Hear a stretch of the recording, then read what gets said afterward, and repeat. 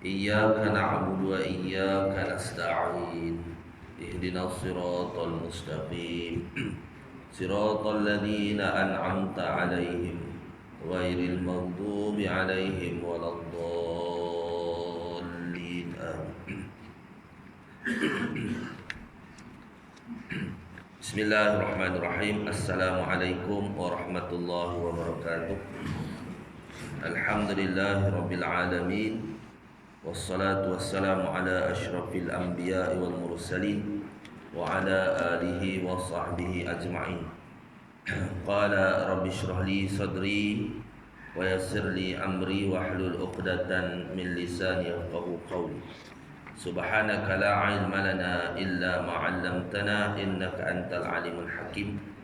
رب زدنا علما وارزقنا فهما ولا حول ولا قوة إلا بالله العلي العظيم. ربنا افتح بيننا وبين قومنا بالحق وأنت خير الفاتحين. أما بعد. Yang dihormati Tuan Imam, ahli jawatan kuasa masjid, pegawai-pegawai masjid, pimpinan masyarakat setempat, sidang jemaah muslimin muslimat yang dirahmati oleh Allah Subhanahu Wa Taala sekalian. Alhamdulillah, syukur pada Allah Subhanahu Wa Taala kerana dengan limpah kurnia taufik dan hidayah dan keizinannya, dapat kita bersama-sama lagi pada pagi ini, dapat kita meneruskan lagi kehidupan. Diizinkan lagi kita hidup di atas muka bumi ini buat seketika ini sebelum kita akan berpindah ke alam yang berikutnya, alam barzakh, kemudian alam akhirat. Dia hidup atas dunia ni hanya 3 masa saja. Kalau berapa lama dah hidup ni? Lama dah, 20 tahun, 30 tahun. Hidup atas dunia ni 3 masa saja. Yang pertama, masa yang telah lalu. Yang kedua, masa yang sekarang sedang kita lalui. Yang ketiga, masa yang akan datang. Yang akan datang belum tentu lagi. Yang telah berlalu tinggal sejarah. Yang ada pada kita, kesempatan kita ada adalah saat dan ketika ini. Kenapa? Kerana manusia ni sentiasa bersifat baharu dan fana. Baharu dan fana. Makin lama makin baru, berubah. Baharu. Dan fana. Masa yang lepas sudah berlalu. Binasa. Tak boleh nak ulang Sekarang ada masa untuk kita. Wal asri innal insana lafi khusr illa alladhina amanu wa 'amilus salihat wa tawasaw bil haqq wa tawasaw bis sabr. Demi masa sesungguhnya manusia berada dalam kerugian, melainkan mereka yang berpesan-pesan dengan kebenaran dan berpesan-pesan dengan kesabaran. Jadi insya-Allah kita menyambung lagi kitab kita Hidayatus Salikin fi sulukil maslakil muttaqin ini, iaitu petunjuk bagi orang yang berjalan. Jadi pada perjalanan mereka yang bertakwa kepada Allah Subhanahu Wa Taala.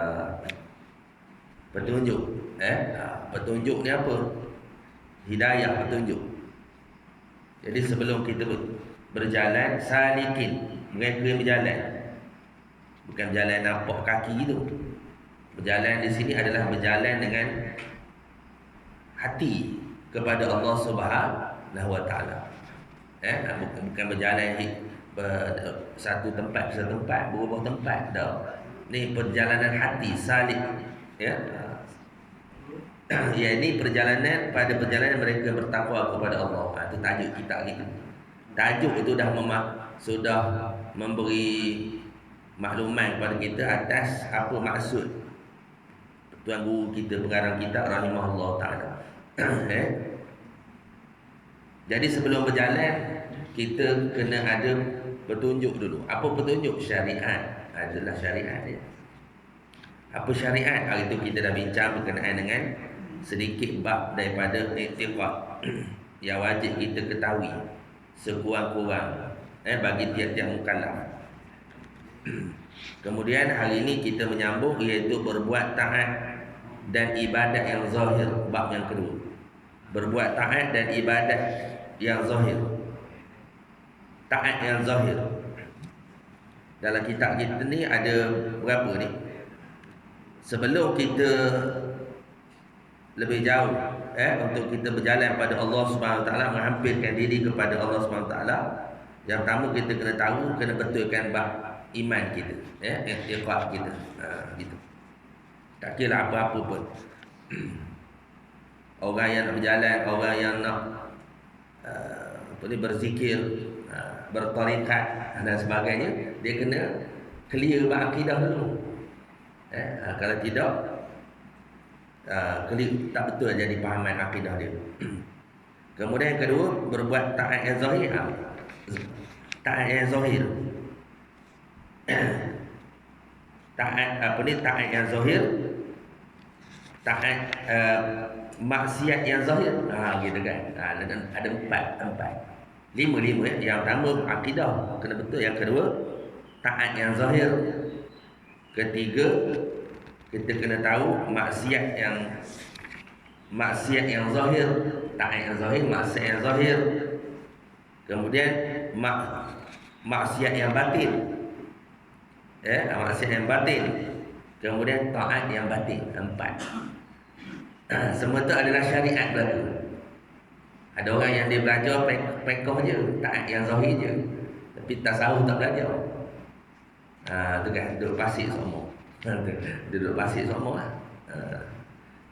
Ulama sebut man tafaqquhin bi ghairi tasawufin faqad tafassaqa.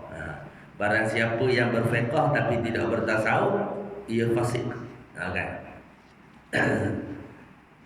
Man tasawufin sebaliknya, man tasawufin bi ghairi tafaqquhin faqad tazandaqa. Barang siapa yang bertasawuf tapi tidak berfiqh, ia zindiq. Zindiq. Ini semai niat tu. Awak makan dah tinggi rasanya, cukup semaya niat sekali. Itu zindiq belaka. Zindiq. Sebab tu dua ilmu ni penting. Dua fiqh dan tasawuf. Dia furu'uddin, tapi yang pertama itu iaitu tauhid, itu usuluddin, asal agama. Apa itu berbuat taat yang zahir? Ini kita muka surat 24 ni. Bab yang kedua, berbuat taat dan ibadat yang zahir. Kata Imam Hujjatul Islam Al-Ghazali rahimahullah ta'ala. Ini Imam Al-Ghazali rahimahullah ta'ala. Dia hebat Imam Ghazali. Antara kita ni Ihya Ulumuddin. Ihya Ulumuddin. Hujjatul Islam. Hujjatul Islam ni maknanya mujtahid, kan? Jadi yang penyusun ilmu tasawuf Imam Al-Ghazali rahimahullah ta'ala. Syekh Junaid Al-Baghdadi, Al-Qushairi itu. Tapi Al-Qushairi Al-Baghdadi tu, Syekh Junaid Al-Baghdadi masyhur penyusun tasawuf, tapi kitabnya tak ada, tak sampai kita. Jadi yang sampai ke kita adalah Imam Al-Ghazali. Imam Al-Ghazali. Jadi banyak daripada Syekh Junaid, Syekh Al-Qushairi, dia masuk dalam kitab Imam Al-Ghazali. Antara kitab Ihya Ulumuddin, gitu kan. Ihya Ulumuddin ni, ada ulama mengatakan bahawa kalau Quran ni semua binasa belaka. Orang kafir rosakkan Quran belaka, memada dengan Ihya Ulumuddin. Gitu kan. Maknanya kalau ada kitab Ihya Ulumuddin, maka maknanya boleh selamat lagi umat. Gitu. Ada ulama kata begitu.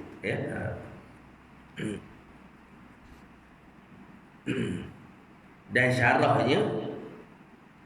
pada Ihya Ulumuddin tempat kita ni iaitu Sairus Salikin. Daripada siapa? Syekh Abdul Samad Palembang. Ini kitab kita ni rendah sikit. Kitab kita ni dia peringkat menengah ni, matrik kan. Yang kitab Sairus Salikin tu dah peringkat degree. Itu kan? Peringkat degree. Panjang umur bolehlah kita baca. Tuan-tuan dah pernah baca tu kan dengan almarhum Ustaz Abu Samah tu nanti ada panjang umur kita baca insya-Allah. Jadi kata Imam Hujjatul Islam Al-Ghazali rahimahullah taala, "I'lam anna awamirallah taala faraidu wan nawafil wal fardu ra'sul mal wa huwa aslut tijarati wa bihi tahsulun najah wan naflu wa huwa ribhu wa bihil fawzu fid darajati." Wahai penuntut, ketahuilah bahawa segala ibadat yang disuruh oleh Allah Ta'ala yang maha tinggi dan maha mulia itu ada kalanya fardu dan ada kalanya sunat. Maka yang fardu itu kepala harta, yakni modal perniagaan. Dengan dia asal perniagaan kita dan dengan dia dapat keselamatan. Dan yang sunat itu ialah laba daripada perniagaan. Dan dengan dia dapat kemenangan dan darjat di dalam negeri akhirat dan dapat hampir kepada Allah Subhanahu wa taala. Jadi Imam Al-Ghazali beritahu pada kita ibadat yang disuruh oleh Allah Subhanahu wa taala ni ada yang fardu, ada yang sunat. Yang fardu ni model. Kalau orang berniaga tu dia model. Lepas model lah. Kan? Awak berniaga kan? Lepaslah model. Kan? Gitu. Untung tak ada. Tak berapa sangat untungnya. Model lepaslah balik. Gitu kan? Itu apa? Ibadat yang fardu. Kemudian ibadat yang sunat apa? Ibadat yang sunat itu adalah keuntungan dia kata, laba daripada perniagaan. Untung tu adalah ibadat yang sunat. Jadi tak cukup kita buat ibadat yang wajib saja. Jadi ibadat wajib ni untuk selamat saja. Gitu. Kita kena jadi orang yang selamat. Jangan jadi orang yang rugi. Rugi apa? Ibadat wajib pun tak buat. Hak wajib pun tak buat. Hak sunat sementelah lagi tak buat. Hak wajib tak buat. Itu orang rugi. Sekurang-kurang kita duduk orang yang selamat. Tapi selamat ni copet juga, bimbang tak selamat. Gitu kan. Bimbang tak selamat. Jadi kena jadi orang yang untung apa? Bukan sekadar ibadat yang wajib, tapi dia buat juga ibadat yang sunat. Lepas tu jangan kita culah, jangan kita sedarkan ibadat yang sunat. Kan? Sedang apa? Kadang-kadang ibadat sunat ni akan menyelamatkan kita. Antaranya meninggikan darjat dalam syurga. Ibadat yang sunat tu meninggikan darjat kita dalam syurga. Syurga ni ada darjat. Ahli-ahli syurga tu ada darjat dia. Antara dia sebut zikrullah tu ada orang yang dikurniakan rumah dalam syurga tapi tak ada pokok. Jadi apa yang pokok dalam syurga tu? Zikrullah tu. Tasbih kita tu lah yang menumbuhkan pokok. Tasbih tu tumbuh pokok. Terpulang lah macam kita ada rumah lah. Kalau rumah kita raja tak ada bunga, tak ada pasu bunga, tak tahu. Tak ada perhiasannya. Jadi dalam syurga tu antaranya zikrullah. Itu ada perhiasan. Lepas tu darjat-darjat mengikut amalan. Dan ada ketiga di akhirat nanti sama berat antara dosa dan pahala. Ada orang yang manusia ni sama berat antara dosa dan pahala. Tak tahu nak syurga ke neraka. Tak ada keputusan. Kalau berat dosa, neraka. Itu pun ada kalanya syafaat Nabi SAW. Tengok pada syafaat pula. Itu kita mengharap syafaat. Tapi ada masanya sama berat. Jadi sama berat tu macam mana? Tengok amalan dia. Ada tak amalan sunat dia buat? Kadang-kadang sunat-sunat yang kecil-kecil ini pun yang kita buat menyelamatkan kita di akhirat, kan? Begitu. Okey, maknanya dengan laba tadi kita mendapat kemenangan dan darjat dalam negeri akhirat dan mendapat hampir kepada Allah Subhanahu wa taala. Jadi ibadat-ibadat sunat adalah menghampirkan diri kita kepada Allah Subhanahu wa taala. Sabda Nabi SAW, yaqulullahu tabaraka wa ta'ala, ma taqarraba ilayyal mutaqarribu ribuna bimithli adaimal imaftaratu alaihim wala yazalul abdu yataqarrabu ilayya bin nawafil hatta uhibbahu fa idza ahbabtuhu kuntu sam'ahu alladhi yasma'u bihi wa basarahu alladhi yubsiru bihi wa lisanahu alladhi yantiqu bihi wa yadahu allati yabtishu biha wa rijlahu allati yamshi biha wa qalbahu alladhi yudmiru bihi. Allah yang maha berkat dan maha tinggi telah berfirman di dalam hadis qudsi, orang-orang yang ingin menghampiriku tiada menghampiriku dengan hanya melakukan seperti apa yang aku fardukan ke atas mereka. Sebaliknya ia hendaklah sentiasa mendekatiku dengan mengerjakan ibadat yang sunat hingga aku mengasihinya. Maka apabila aku mengasihinya, nescaya akulah pendengarannya dan ia mendengar dengannya. Akulah penglihatannya yang ia melihat dengannya. Akulah lidah yang ia berkata-kata dengannya. Akulah tangannya yang ia berpegang dengannya. Akulah kakinya yang ia berjalan dengannya. Dan akulah hatinya yang ia bercita-cita dengannya. Ni hadis mutasyabihat ni. Jangan kamu mata. Akulah matanya yang ia melihat dengan mata apa ni? Ada tadi kan? Apa dia kata tadi? Maka bila nescaya aku mengasihinya, nescaya akulah pendengarannya dan ia mendengar dengannya. Bukan pendengaran Allah Ta'ala. Pendengaran kita tu di bawah kudrat dan iradat Allah Subhanahu Wa Ta'ala. Maksudnya apa? Dia mendengar benda bila dia dekat dengan Allah Subhanahu Wa Ta'ala, maka dia mendengar apa yang diredai oleh Allah. Itu maksudnya. Maka dia melihat apa yang diredai oleh Allah Subhanahu Wa Ta'ala.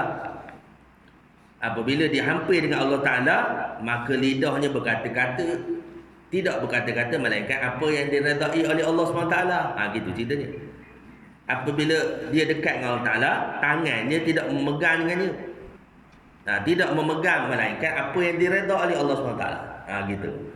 Kaki apabila dia dekat dengan Allah SWT, maka dia tidak melangkah pada tempat yang tidak maknanya tidak diredai oleh Allah SWT. Jangan tempat maksiat. Dan hati tidak bercita-cita, melainkan apa yang diredai oleh Allah SWT. Gitu kan. Hati ni raja.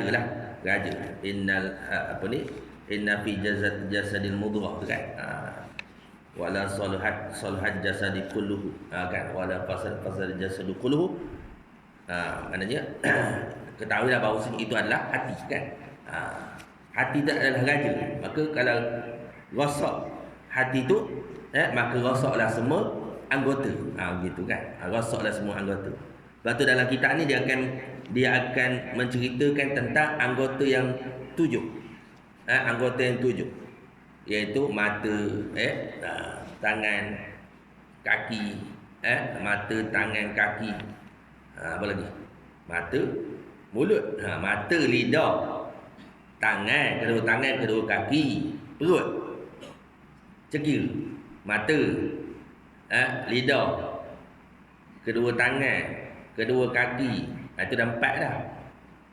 Perut, faraj, gitu.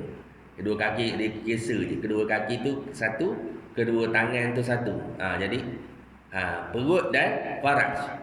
Jadi 4 ke-7 ni telinga tak masuk. Telinga tak masuk. Ke-7 ni adalah anggota panca indera,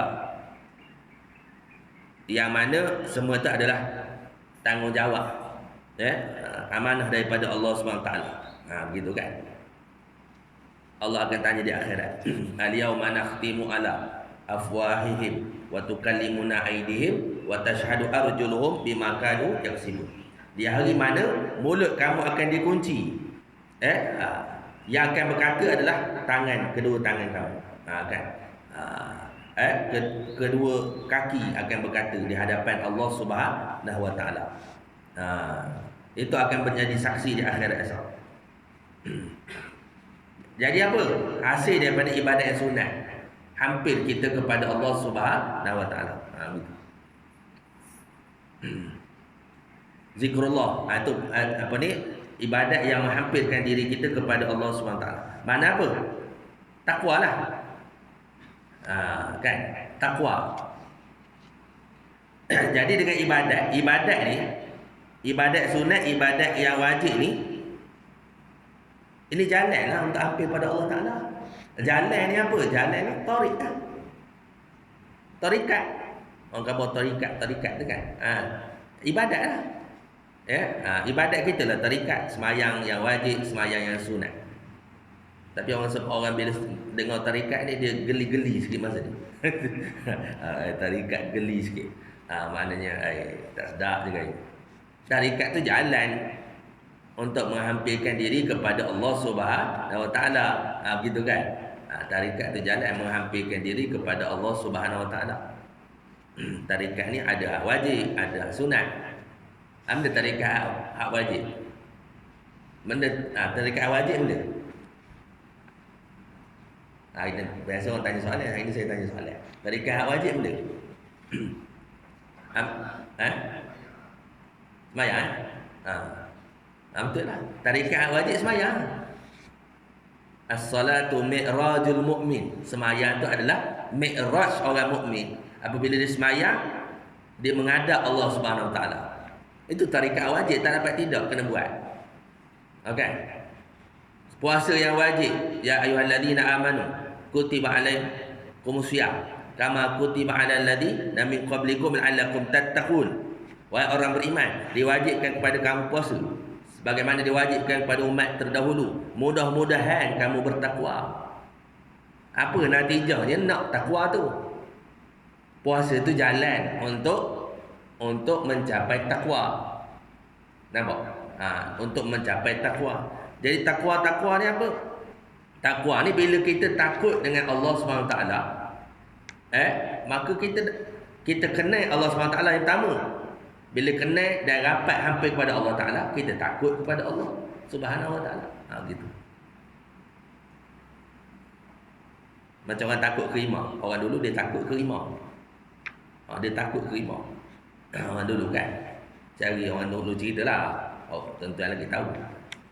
Makan garang dulu pada saya. Kan? Jadi orang dulu kalau cari benda ni dalam hutan, cari ada uang yang saya cerita tu, dia cari buah kurang dalam hutan. Pokok tumbang kan. Buah kurang. Ngutiklah buah kurang, bawa cabai, ngutik kan. Lepas tu tengah ngutik tu dengar bunyi rimau dengkuk. Rimau ni dia menapas, dia bukan dengkuk, dia napas. Tapi rimau ni dia punya sound dia jauh. Dia boleh pergi 50 meter. Dia punya napas tu kuk kan, dia menapas tu kan. Dia menapas tu. Dengar napas tu tuan-tuan, tinggallah cabai tu. Hilang dah kesong ngutik buah kurang. Terlari tu tak cukup tanah. Lari. Tak cukup tanah lari. Pasal apa? Kenal betul ke rimau tu. Tak jauh ni, 50 meter je rimau pada sini. Padahal rimau tu tengah baris je, landing je. Kan? Tapi takut tu, hilang dah kesong ngutik buah kurang tu. Buah keranji kan? Buah keranji. Kita buah kurang je ni. Bukan sari dia ada jual. Jadi maknanya hilang dah kisah. Pasal apa? Takut ke rimau. Kenal ke rimau tu. Yang pertama kena kenal rimau baru takut. Orang tak kenal rimau dia tak takut. Dia ingat kucing. Budak sari ni bukan kenal rimau. Dia kenal mana? Dia kenal daripada pelekat tu. Kan sekolah tadika kan dia ada pelekat.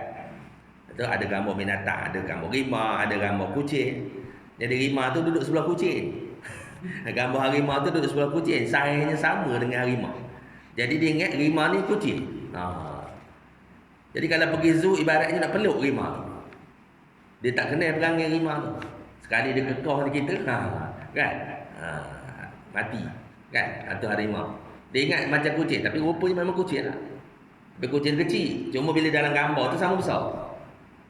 Kan? Itu orang tak kenal. Jadi bila orang kenal dengan rimau dia takut. Gitu dengan Allah SWT. Bila orang kenal, bukan sekadar kenal saja. Kita kenal tu kita belajar sifat 20 itu. Kenal, tahu. Ya, kan? Tetapi bila kita rapat hampir pada Allah, hasil daripada ibadat kita yang sunat, tarikat kita tadi, maka bila hampir pada Allah jadi takut, makin takut. Kalau wujud kita belajar tahu Allah wujud. Tapi bila kita dah upgrade iman kita dengan amalan, bukan sekadar amalan fardu kita kepada amalan sunat kita, maka kita rasa Allah wujud. Rasa Allah wujud. Kita tahu Allah melihat, mengetahui kita, tahu saja. Tapi bila kita upgrade iman kita kepada a'yan, iman dengan mata hati, rasa Allah tahu. Kita tahu Allah mendengar, Allah melihat kita. Tapi bila kita upgrade, rasa Allah mendengar, Allah melihat. Bila rasa, maka natijahnya adalah takwa. Kan takwa. Fa aina ma tawallu fasamma wajhullah. Di mana saja kamu berada, di situ Allah Subhanahu wa taala. Nampak? Bukan Allah di mana-mana dah. Allah Taala ni tidak bertempat zatnya. Bila makan, bila zaman. Tapi di mana-mana itu apa? Ilmunya. Di mana-mana itu apa? Sama' dan basarnya. Allah Ta'ala tahu kita di mana-mana. Tempat ramai ke, tempat seorang ke, tempat sendiri ke, tempat tersembunyi ke, Allah Ta'ala tahu. Allah mendengar, Allah melihat kita. Tempat ramai, tempat tak kira tempat mana-mana, serupa je. Malahan Allah Ta'ala tahu apa yang ada dalam hati kita. Bila rasa gitu, takut nak buat maksiat. Itu kata tadi, tangan tidak memegangnya, melainkan redha Allah. Tapi ayat ni mutasyabihat ni. Dia kata benda tadi, ya. Akulah pendengarannya, yang mendengar dengannya. Rasanya dia mendengar perkara yang taat. Bila ngumpat tak dengar. Sementara lagi dia sendiri yang mengumpat. Tapi dalam majlis mengumpat pun dia tak duduk dalam majlis mengumpat. Pasal apa? Akhirat telinga dia, kan, tangan dia, mulut dia tidak bercakap, menipu, sumpah palsu, mengumpat, ada domba dan sebagainya. Itu nampak tu. Jadi balik kepada tadi, tarikat wajib, tarikat sunat. Tarikat wajib sembahyang, tarikat sunat sembahyang sunat, kan? Tujuannya apa? Untuk mensucikan hati. Tadi akulah hati yang ia bercita-cita dengannya. Maknanya untuk mensucikan hati. Mensucikan hati. Apa? Dengan jalan tu tadi. Dengan jalan tu tadi. Kalau cukup dengan sembahyang 5 waktu, kita boleh buang penyakit dalam hati kita. Boleh buang riya, ujub, takabur, sum'ah, bakhil, tamak, hubbud dunia. Kalau boleh buang tu, cukup dengan sembahyang 5 waktu. Tapi ada orang sembahyang 5 waktu, sembahyang, ngumpat kuat juga. Dia sembahyang, tapi ngumpat kuat juga, ngata orang kuat juga, ngeleng duit orang pun kuat juga. Sembahyang tu. Tapi duit orang pun dia tu juga boleh tahan juga, umpamanya kan. Maknanya tak cukup dengan sembahyang wajib. Kena buat sembahyang sunat. Kan? Kena tambah, tak cukup dengan zakat yang wajib, tambah sedekah sunat. Tak cukup dengan ibadat haji yang wajib, tambah dengan haji yang sunat, umrah dan sebagainya. Kan? Begitu. Tak cukup lagi. Tak cukup lagi dengan sembahyang sunat, dengan zikrullah pula. Gitu. Pasal apa? Hak wajibnya tu adalah mensucikan hati. Daripada sifat-sifat mazmumah. Hasil daripada hati yang suci, maka segala anggota jasadnya akan jadi suci. Gitu. Wahai penuntut, ketahuilah engkau tiada yang mampu mengerjakan segala ibadat yang disuruh Allah Ta'ala itu, kecuali dengan bersungguh-sungguh memelihara hatimu dan segala anggotamu pada setiap ketika dan setiap nafasmu, pada waktu pagi hingga waktu petang. Engkau tiada mampu melakukan demikian itu, melainkan apabila engkau mengaturkan yakni menjadualkan semua bahagian waktumu itu dengan wirid-wirid dan ibadat-ibadat daripada pagi hingga petang. Pada setiap waktu kamu hendaklah ingatkan segala ibadat yang disuruh Allah Ta'ala, lalu engkau mengerjakannya. Maknanya apa? Jadi kita tak mampu untuk mengerjakan apa yang disuruh oleh Allah Ta'ala kalau atas dasar semangat saja. Semangat saja. Tapi maknanya macam mana? Kecuali kita memelihara hati. Memelihara hati. Sebenarnya yang menghalang kita daripada ibadat kita ni, nafsu kita. Nafsu kita melarang pada ibadat kita ni. Sebenarnya kemerdekaan yang paling besar sekali bagi seorang hamba adalah dia berjaya mengawal hawa nafsu ni. Hawa nafsu. Nafsu ni ada beberapa peringkat lah. Benda sama je, hati, nafsu, roh, benda sama je. Orang nak pisahkan, tak dapat nak pisahkan. Hati tu kalau operate, keluarlah besar jantung pisang. Jantung pisang tu dia ada dalam hati, dia panggil jantung qalbu, dia panggil jantung hati.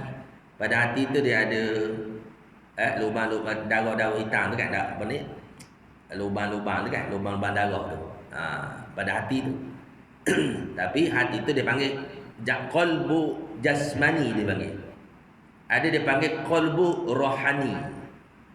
Qalbu rohani itulah tempat ilmu, tempat ma'rifatullah. Tempat itulah. Kalau kita kata qalbu tu sama maksudnya. Qalbu jiwa, roh, kemudian nafsu, benda itulah. Nafsu tak nampak kan, tak boleh nak tunjuk nafsu ni. Wa nafsin wa ma sawaha fa alhamaha fujura wa taqwa. Nafsu ni tak boleh nak tunjuk. Malaikat rasa benda, pagi ni nak makan roti canai. Lihat contoh kan. Rasa nak makan roti canai. Tapi boleh tunjuk bendanya? Tak boleh tunjuk. Rasa nak makan. Ni kan rasa nak berjalan ni kan. Rasa nak berjalan. Nak berjalan tu nafsu kan. Nafsu kan. Kalau kereta boleh kawal lah, kereta ada bendanya. Start kereta, pegang steering, tekan minyak. Boleh kawal kan. Tapi nafsu ni nak kawal mana? Tak lain tak bukan panduan daripada Allah dan Rasul, daripada ulama Al-Quran dan hadis, dan daripada para ulama, petunjuk daripada para ulama. Nafsu ada peringkat lah. Ada yang panggil nafsu ammarah. Anna nafsul la ammaratun bisu. Nafsu ammarah itu sentiasa mengajak manusia kepada keburukan. Itu memang nafsu orang kafir, orang munafik. Nak buat jahat sama. Itu dipanggil nafsu ammarah. Bila dah mendengar, dah berzikir, dah apa, dah buat amal, maka naik kepada nafsul lawamah. Nafsul lawamah. Ada masa taat, jatuh balik dosa. Kejar taat, kejar jatuh. Kejar taat, jatuh dosa. Dan dia benci diri dia jatuh dan dosa, taubat balik. Jatuh balik, taubat balik. Kan? Itulah nafsul lawamah. Ada khabar 3, ada khabar 4. Lepas tu ada ulama khabar al-mulhamah. Yang paling baik adalah nafsul mutmainnah. Ya ayyatuhan nafsul mutmainnah irji' ila rabbiki radiyatan mardiyah fadkhuli fi ibadi wadkhuli jannati. Bila nafsul mutmainnah ni tadilah dengan mata, dengan pendengarannya ia mendengar dengannya. Akulah pendengarannya, akulah penglihatannya, ia melihat dengan aku. Apa? Itu orang yang nafsul mutmainnah. Cuma nafsu ni dari sudut dalamnya. Luarannya ibadat kan, dalamnya nafsu. Begitu, nafsu. Jadi kalau orang berjaya itu, berjayalah. Dia kata. Jadi yang terhalang kita nak istiqamah dan ibadat adalah apa? Memelihara hatimu dan segala anggotamu. Anggota pada setiap ketika dan setiap nafasmu, dari pagi hingga waktu petang. Mana anggota kita ni daripada nafas kita, anggota kita supaya kita beribadat kepada Allah SWT. Memelihara jadual. Ni kan baca Quran dan semangat habis juzuk sehari. Bila hilang semangat tu, nengok benda Quran. Dengar. Supaya kita lah bulan puasa jadi adat pula. Bulan puasa rajin kita baca Quran. tadarus sampai khatam. Tapi habis bulan puasa, Quran duduk dalam rak dah. Buat perhiasan dalam rumah orang. Tak musik dah Quran. Jadi adat. Nampak? Tu adat.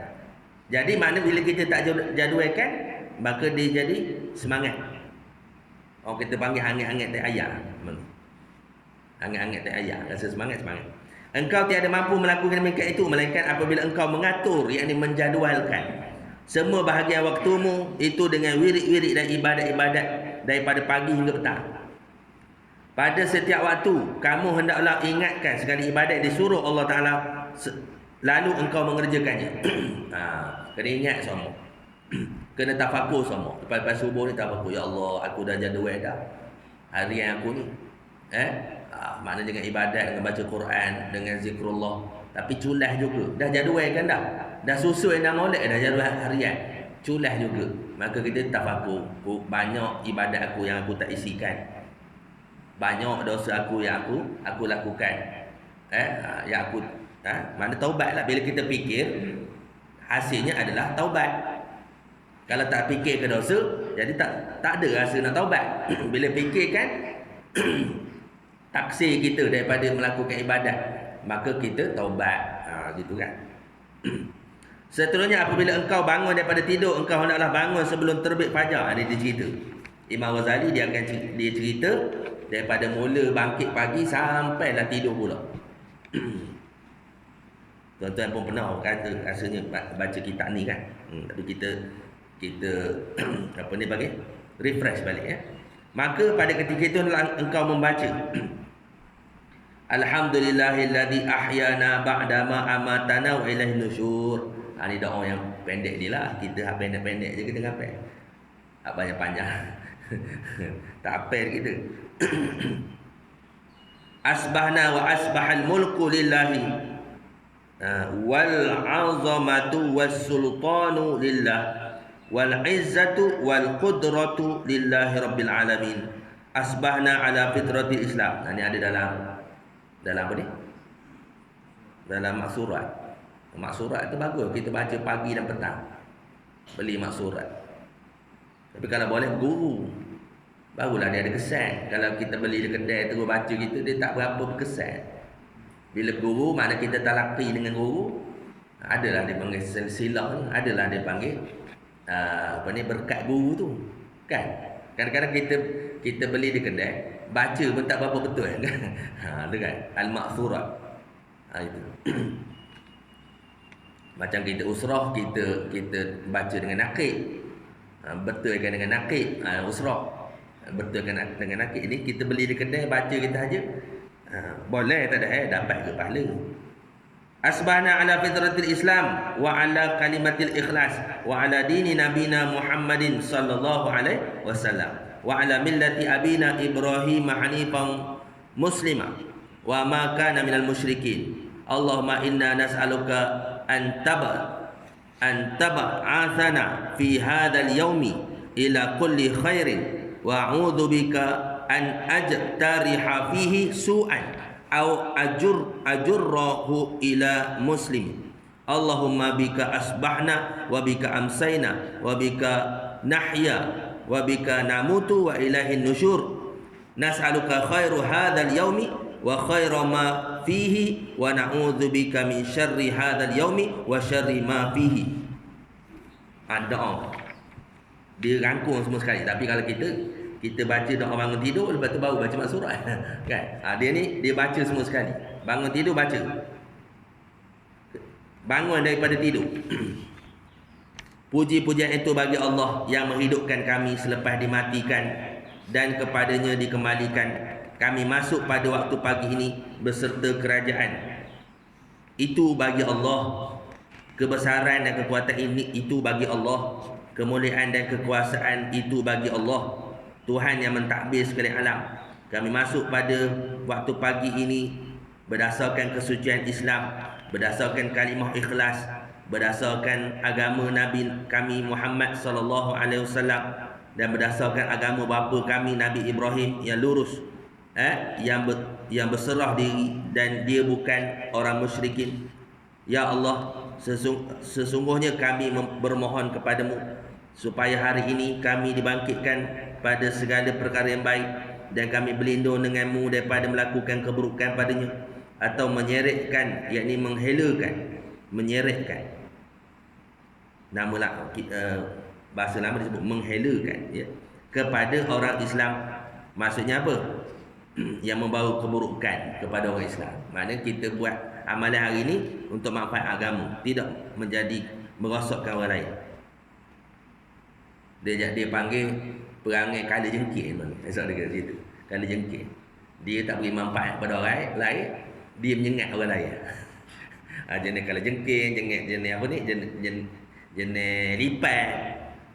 Dia tak beri manfaat pada orang lain, dia merosakkan orang lain. Cari makan tapi menyusahkan orang. Cari makan tapi ambil rasuah. Cari makan pecah amanah. Tu kan? Memudaratkan orang lain. Ni. Ada satu lagi panggil tabiat benda keras, dia panggil. Benda keras macam kayu kan. Ini tak ada benda manfaat, dia keras kita aja. Dia tak beri manfaat pada orang lain. Itu ada jenis gitu. Kita tak nak kita ni nak jadi orang yang bermanfaat pada orang yang lain. Ya Allah, denganmu aku masuk pada waktu pagi, dan denganmu aku masuk pada waktu petang. Denganmu aku hidup, dan denganmu aku mati.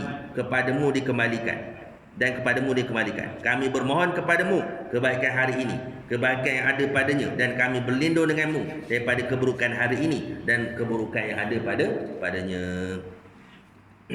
Ini doa kita mula-mula kita bangun pagi. Boleh hafal ni kan? Tak boleh hafal, letak kitab tepi benda, tepi katil. Tok guru saya kata, sekurang-kurangnya kita kena amal. Setiap hari kita kena amal. Ilmu ni bila belajar, bila kita dapat doa ni, kita terus kena amalkan doa tu. Bangun pagi, ya, terus amal. Kalau tak amalkan, dia jadi lupa. Dia tak jadi habit, tabiat. Kan?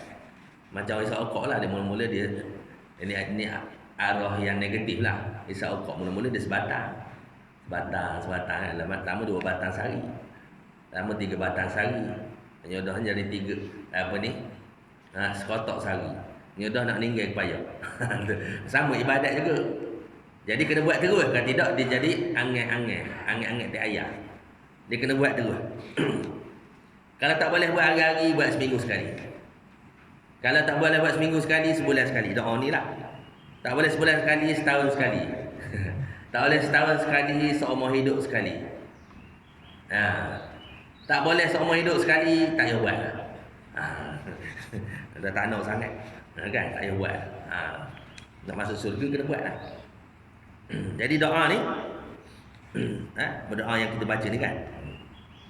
Dan sekurang-kurang kita tak ditanya di akhirat, awak belajar dulu, kitab dulu, awak ada amal ke doa ni? Dah ada amalan dalam kitab tu, ada amal kena sekali je. Dalam hidup sekali, tahan ada jawapan dia hadapan Allah SWT. Awak amal tak? Tak beramal. Dengan negara nak jawab ke Allah Ta'ala di akhirat. Adik, mudah je doa ni, mudah. Apabila engkau memakai kain, hendaklah engkau diniatkannya mengerjakan suruhan Allah Ta'ala pada menutup auratmu, dan jangan mengkosatkan pemakaian itu supaya dipuji orang, kerana kosak demikian itu menjadi riak, iaitu haram. Kita mula-mula pakai kain kan, niat untuk menutup aurat, kan, untuk apa? Untuk melakukan ibadat kepada Allah Subhanahu Wa Ta'ala. Sikit lagi ke mana? Apa ni?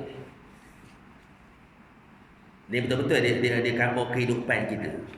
Dalam ni dia ada fiqh juga, tapi dia panggil fiqh tu bukan fiqh masail, fiqh ibadah.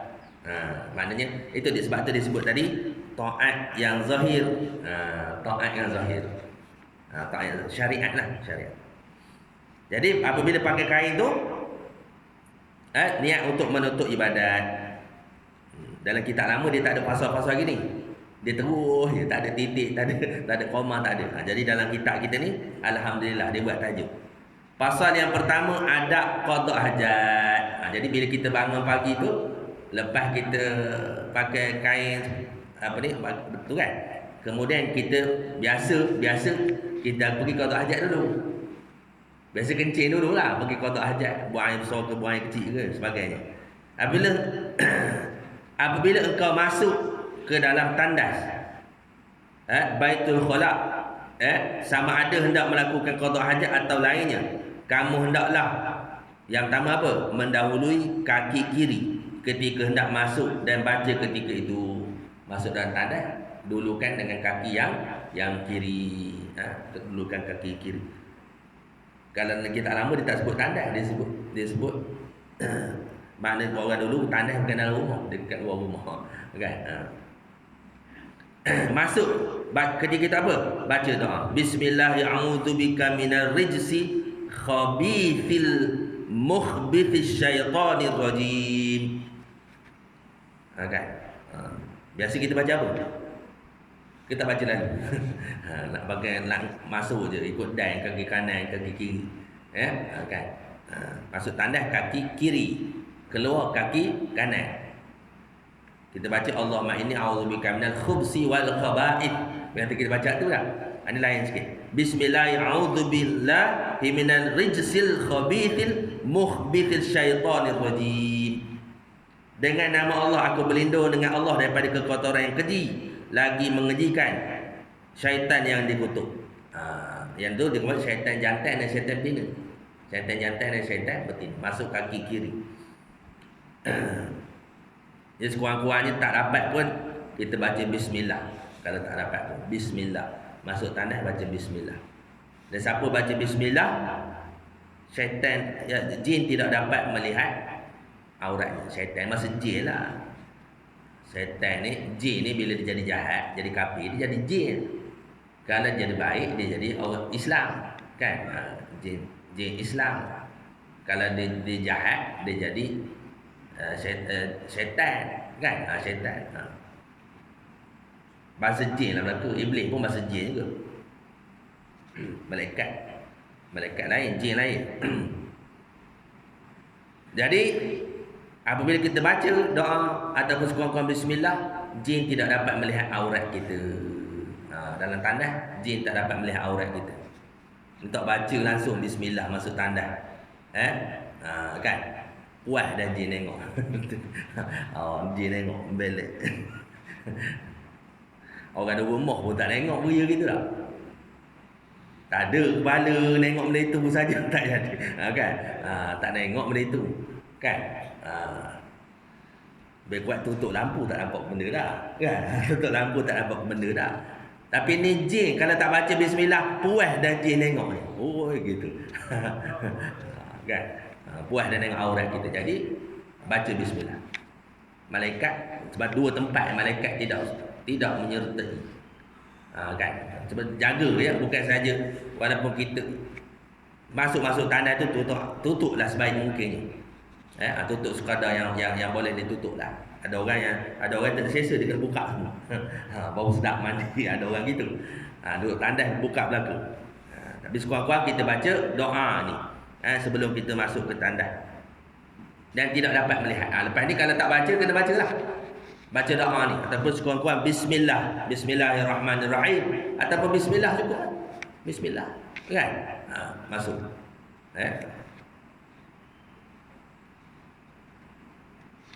Kita berhenti situ lah. Kalau ada panjang pula ni. Panjang.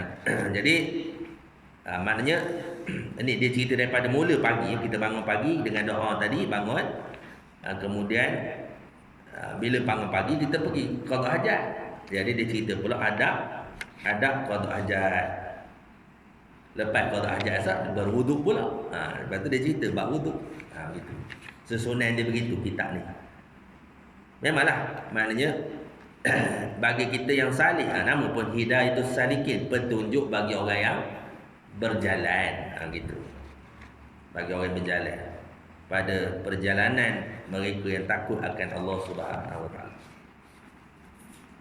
Wallahu a'lam. Tapi cuma dia kata adab. Adab ni apa adab? Adab ni akhlak lah kan, adab tu akhlak lah. Tapi bila ada adab ni menimbulkan keberkatan, datang keberkatan. Apa maksud keberkatan? Ziyadatul khair. Ziyadatul khair, percambahan kebaikan. Hasil pada berkat itu bercambah kebaikan, pahala dan sebagainya kan. Begitu. Wallahu a'lam. Jadi mudah-mudahan Allah SWT merahmati kita, melimpahkan taufik hidayah, memberi ilmu yang bermanfaat insya-Allah. Jadi kita tangguhlah dengan tasbih kifarah dan suratul Asr. Subhanakallahumma wa bihamdik asyhadu an la ilaha illa anta astaghfiruka wa atubu ilaik. Bismillahirrahmanirrahim. Wal 'asri innal insana lafi khusr illa alladhina amanu wa 'amilus solihati wa tawassaw bil haqq wa tawassaw bis sabr. Wallahu a'lam. Assalamualaikum warahmatullahi wabarakatuh.